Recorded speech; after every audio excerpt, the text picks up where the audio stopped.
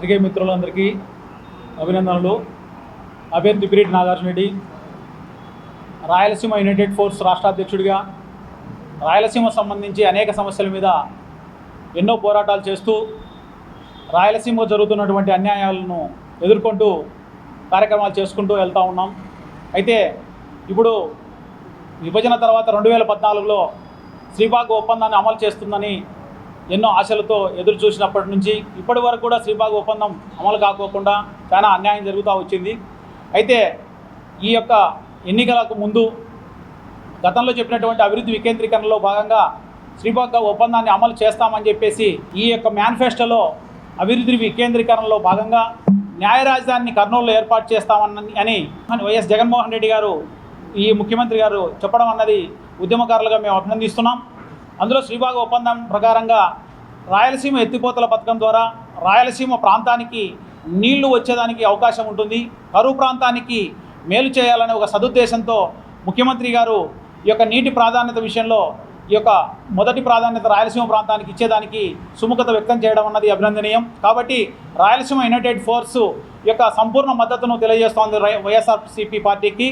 ఎందుకంటే బడుగు బలహీన వర్గాలకు సంబంధించి నిరుపేదలైనటువంటి రాయలసీమ ప్రాంతంలో కరువుతో వలసలు పోతున్నటువంటి అనేక మంది నిరుపేదలకు ఈరోజు ఇస్తున్నటువంటి సంక్షేమ పథకాల వలన కరువుతో పోతున్నటువంటి వలసలన్నీ కూడా ఆగిపోయాయి. దాదాపుగా మేము చేస్తున్నటువంటి సర్వేలో చూస్తే ఈరోజు రాయలసీమ ప్రాంతంలో ఆ పథకాలు నేరుగా అంటే పీడిత వర్గాలుగా ఉన్నటువంటి వారికి బలవంతులైనటువంటి వారి చెర నుంచి వారికి నేరుగా పథకాలు అందడం అన్నది ఈ యొక్క విప్లవాత్మకమైన మార్పుగా ఈరోజు కనపడుతున్న విషయాన్ని మేము రాయలసీమ ఉద్యమాల్లో గమనించాం. కాబట్టి ఏ ప్రభుత్వం చేయలేని పని, గతంలో ఏ నాయకుడు ఏ ముఖ్యమంత్రి చేయలేని పని ఈరోజు జగన్మోహన్ రెడ్డి గారు చేయడం వల్ల రాయలసీమ ప్రాంతంలో ఉపాధి అవకాశాలు మెరుగుపడ్డాయి.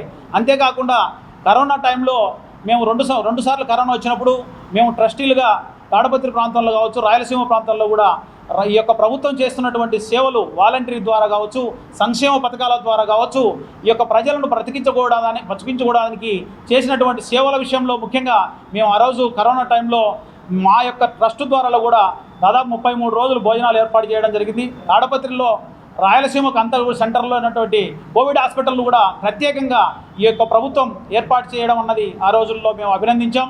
ఆ యొక్క కోవిడ్ హాస్పిటల్లో కూడా మేము టీఎన్ఆర్ చారిటబుల్ ట్రస్ట్ ద్వారా భోజన సదుపాయాలు కూడా కల్పించాం.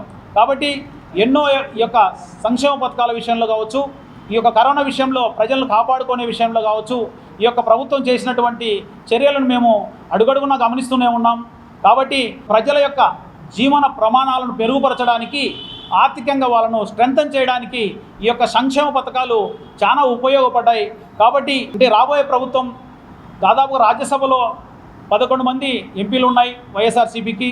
ఇప్పుడు రాబోయే ఎన్నికల్లో ఎక్కువ మెజార్టీ వస్తే కేంద్రంలో ఎన్డీఏ కావచ్చు, ఇండియా కావచ్చు, ఏది ఏర్పడినా కూడా వైఎస్ఆర్ పార్టీ యొక్క మద్దతు లేనిది కొనసాగే అవకాశం లేదు. కాబట్టి ఏ బిల్లు పాస్ కావాలన్నా రాజ్యసభలో కావచ్చు, లోక్సభలో కావచ్చు వైఎస్ఆర్సీపీదే ఆధిక్యంగా ఉంటుంది. కాబట్టి మేము ఆలోచించేసి రాయలసీమ ప్రాంతానికి ఈ యొక్క జాతీయ నీటి ప్రాజెక్టు సాధించడానికి కావచ్చు, అదేవిధంగా ప్రాజెక్టుల విషయంలో కావచ్చు, అభివృద్ధి విషయంలో కావచ్చు, అన్ని విషయాల్లో కూడా వైఎస్ఆర్సీపీ ఈ యొక్క రాయలసీమకు న్యాయం చేస్తుందనే ఒక సత్సంకల్పంతో మేము ఈరోజు రాయలసీమ యునైటెడ్ ఫోర్స్ వైఎస్ఆర్సీపీ పార్టీకి మేము సంపూర్ణ మద్దతు తెలియజేసుకుంటున్నాం. జై రాయలసీమ.